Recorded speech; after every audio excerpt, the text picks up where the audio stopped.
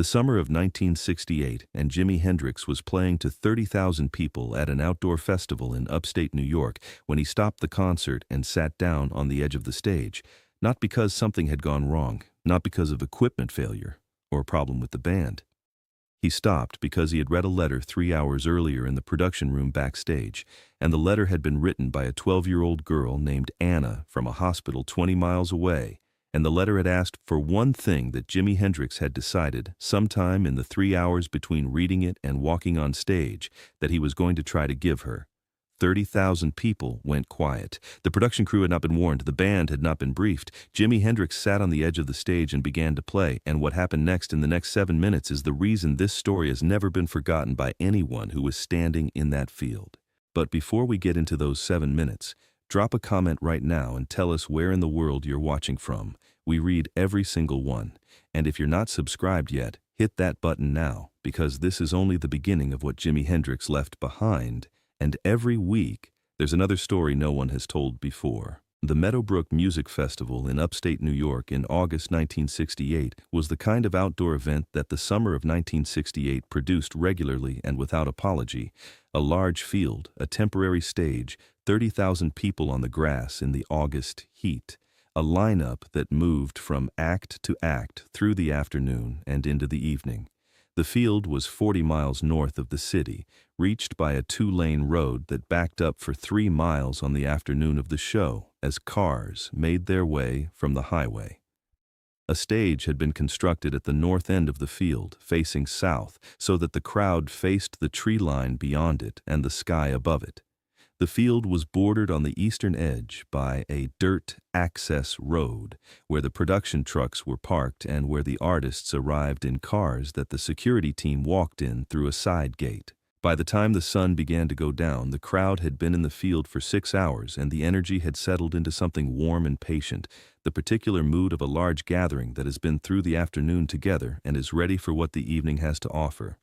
Jimi Hendrix was the closing act. Anna was 12 years old, and she had been in the hospital since March. The diagnosis had arrived in February, a word the doctors used that her parents had not heard before and that her father, Thomas, had looked up afterward in the medical library on the ground floor of the hospital, sitting alone at a reading table with the book open in front of him and the afternoon light coming through the window and not being able to finish reading the entry. Thomas was 43 years old and had been a quiet man for most of his life, and the diagnosis had made him quieter still. He and Anna's mother had made a plan.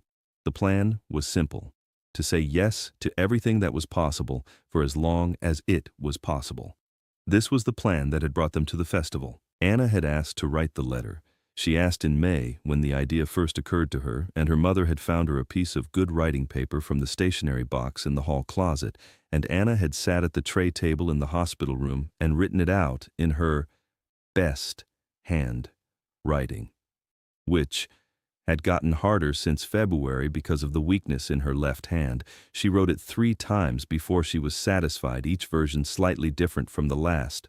The first too formal, the second too long, the third the right length and the right tone, which was direct without being demanding and personal without being the kind of personal that would make a stranger uncomfortable.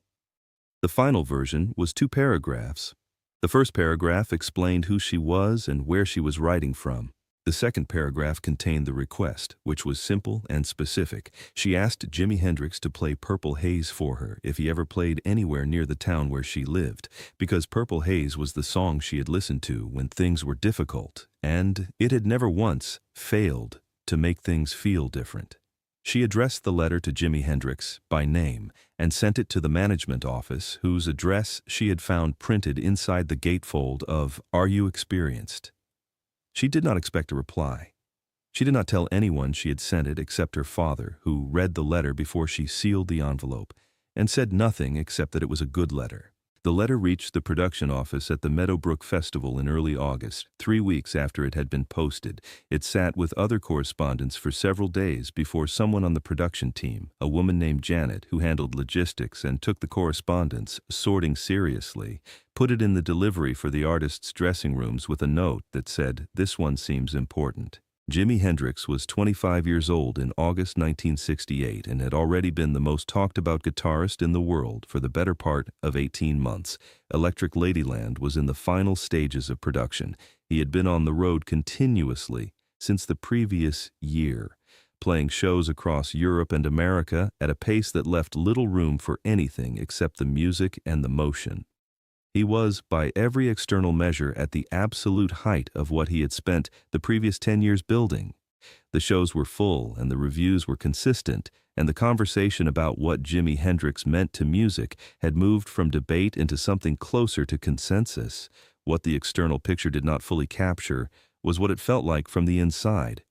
The specific tiredness of continuous performance, the way the same energy that filled 30,000 people on a summer evening also emptied out the person producing it. He read the letter in the production room backstage at 3:15 in the afternoon, sitting on a folding chair with the paper unfolded in his lap. Janet had put it on top of the pile, as she had been asked to do with things that seemed important. Jimi Hendrix read it once. Then he read it again. Then he sat with it in his hands for a moment before folding it carefully and placing it in the inside pocket of his jacket. Two people were in the production room when Jimi Hendrix read the letter: Janet, who had delivered it, and a guitar technician named Marcus, who was working on the backup instrument at the other end of the room. Neither of them reported afterward that Jimi Hendrix said anything about the letter, or that his expression changed in any way they could specifically describe. He read it twice and put it away and continued with the afternoon. He went back to the guitar tuning he had been doing when the mail arrived and finished it without mentioning the letter to anyone. At 5:30, he did the sound check. At 7, he ate something from the catering table without much interest in it. At 8:45, he walked to the side of the stage with the Gitil van die End. Chachi de Seyen, Zij Dienan. Jachin Say and Bacter and waited for the introduction. The first two songs were Jimi Hendrix as the crowd expected him, the full band, full volume, the performance that 30,000 people had come to a field in upstate New York to receive. The response was what it always was, enormous and immediate, the crowd turning the field into one large, single organism that moved with the music and fed back into it. The production manager watched from the side of the stage and felt the particular satisfaction of a show that was running exactly as planned. Jimi Hendrix stopped after the second song. He said nothing to the band. He walked to the front of the stage, to the very edge of it, and sat down, not on a chair, on the stage itself, legs hanging over the front, the guitar across his lap. The band stood behind him, uncertain. The production manager took a step forward and then stopped because something in the way Jimi Hendrix sat made it clear that this had been decided and was going to happen regardless of what the production manager did. Jimi Hendrix leaned toward the microphone. "There's someone here tonight I'd like to play something for," Jimi Hendrix said. His voice was quiet by stage standards, intimate in a way that carried anyway because 30,000 people had gone very still trying to hear it. He reached into his jacket and took out the letter and held it for a moment. "This person wrote me a letter," Jimi Hendrix said, "from the hospital." He paused. "She asked for Purple Haze." He looked out at the crowd. "I'm going to play it a little different tonight," Jimi Hendrix said. "Slow. The way it sounds when you're by yourself in a quiet room and you need it to mean something." He put the letter back in his pocket. He looked at the guitar. He placed his fingers on the strings. What came out of the amplifier was Purple Haze in a form that nobody in that field had heard before. The song exists in a specific way, with the fuzz and the drive and the full band energy that made it what it was when the world first heard it. What Jimi Hendrix played that night was the same song stripped to its skeleton. The melody only, slow and clear and clean, played at a volume that was barely above the sound of the August evening around it. No distortion, no theatrics. Just the melody, traveling out over 30,000 people standing in a field at night, and the quality of the silence around it was something that people who were there consistently struggled to describe afterward because it was not the silence of a crowd waiting for something to happen. It was the silence of 30,000 people understanding that something was already happening and not wanting to interrupt it. Anna was in the crowd approximately 200 feet from the stage, sitting in a folding canvas chair that Thomas had carried from the car because standing for 7 hours was not something she could do anymore. She had not known the letter had reached anyone. She had not known when they drove to the festival that she was the reason the closing act was going to do something that was not on the set list. Thomas stood behind the chair with his hands on the back of it and watched his daughter's face while Jimi Hendrix played. And what he saw there was the thing the plan had been designed to produce. A 12-year-old girl in a folding chair in a field in upstate New York hearing her song played for her by the person she had asked to play it and looking the way she looked before February. At some point during those 7 minutes, Carl could not say exactly when, because he had stopped watching his watch and started watching the field. Something passed through the crowd that was not a sound and not a movement, but something between the two. The kind of change that happens in a large group of people when everyone realizes simultaneously that they are witnessing the same thing. The 7 minutes lasted, by Carl's watch, exactly 7 minutes and 14 seconds. When the last note faded, Jimi Hendrix sat still on the edge of the stage for a moment. Then he stood. He looked out at the field once more, not scanning it, not performing the gesture of looking. Actually looking, as if trying to find something in 30,000 faces that he would recognize when he found it. Then he turned to the band and counted in the next song. The rest of the show ran as planned. The production manager, who had not been warned and had spent the 7 minutes in a state of managed alarm, watched the set complete itself without further interruption and felt, by the end, that what had happened was something other than the thing he had been alarmed about. Thomas drove Anna back to the hospital that night. She slept for most of the drive, her head against the window and the August air coming through the crack at the top. When they pulled into the parking lot and he switched off the engine, she woke up briefly. She said, "Did he know I was there?" Thomas said he thought so.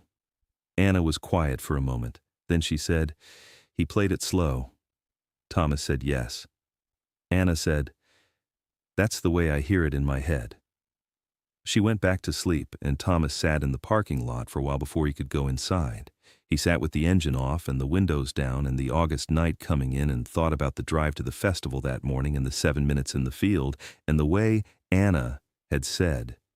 He played it slow, and what it meant that she heard the song that way in her head, in the quiet version, the version Jimi Hendrix had found for her on a stage in front of 30,000 people. Jimi Hendrix said nothing publicly about that night. The single mention of it came in the car on the way back to the hotel, to Carl, who had been roadieing for the band for 6 months and who had watched the 7 minutes from the side of the stage. Jimi Hendrix said, "Did you see her?" Carl said yes. Jimi Hendrix turned to the window and was quiet for the rest of the drive. It is not the largest thing Jimi Hendrix did. It did not appear on any record. It was not reviewed or documented or mentioned in any interview. It was 7 minutes on a summer night in a field in upstate New York, and the only record of it is the account of people who were there. What it was, more precisely than anything else, was a musician reading a letter from a hospital and deciding that the show that night had something in it that the set list had not accounted for. Jimi Hendrix had enough left in him after 30,000 people to find what the 7 minutes required, and he played it, and it reached across 200 feet of summer field to a 12-year-old girl in a folding chair who had asked for exactly this. If this story gave you something, leave a comment below. Tell us where in the world you're watching from, and tell us what Jimi Hendrix has meant to you. The song that found you, the night it changed something, and subscribe for more stories like this one. The 7 minutes nobody photographed. The letters that reached the right person, the things that happened in the dark before anyone thought to write them down. There is another story next week, and if this one meant something to you, that one will too.